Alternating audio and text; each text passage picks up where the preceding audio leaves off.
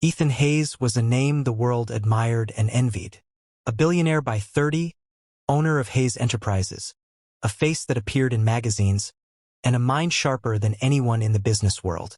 But behind his cold eyes and perfect suits was a heart that no one ever really knew.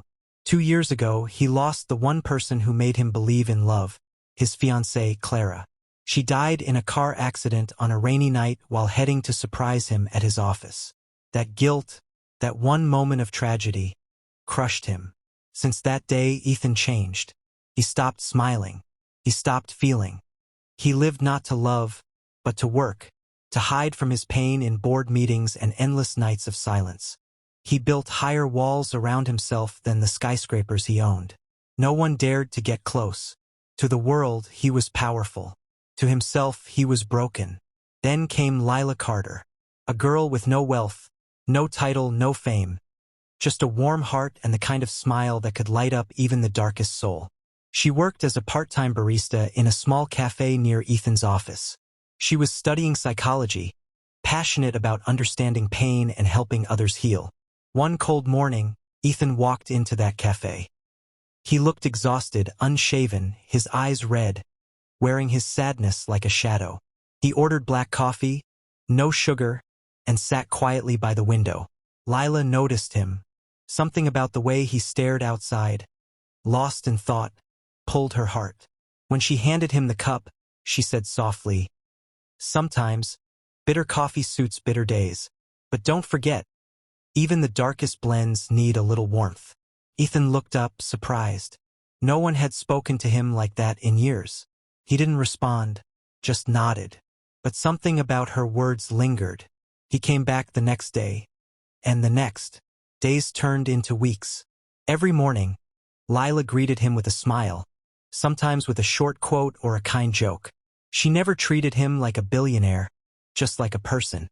And that made Ethan curious.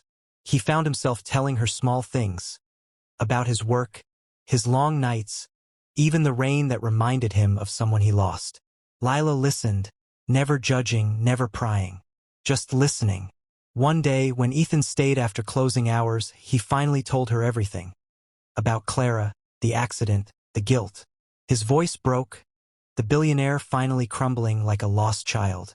Lila didn't say much. She just held his hand gently and whispered, "You can't heal what you keep punishing yourself for, Ethan. Maybe it's time to forgive yourself. Because I'm sure Clara already did." Her words pierced through years of silence. That night, for the first time in years, Ethan cried. Not out of weakness, but release. But not everyone saw their bond kindly. When the media discovered the billionaire spending time with a simple cafe girl, rumors exploded. Headlines screamed, "Billionaire's new obsession?" And is Ethan Hayes losing control? His board questioned his judgment. His image was at risk. Lila faced online hate and insults. But what hurt her most wasn't the media. It was Ethan's silence. He didn't defend her. He distanced himself, afraid to let another person suffer because of him. "You deserve peace, Lila. Not chaos," he told her, walking away. She let him go, but not without tears. Peace isn't found in loneliness, Ethan. It's found in love. You just don't see it yet. Weeks passed. Ethan felt emptier than ever. His company thrived, but his soul was hollow again. One night, while driving past the cafe, he saw the lights off and a note taped to the door. Sometimes, people leave not because they stop caring, but because they hope you'll learn to care again. It was Lila's handwriting.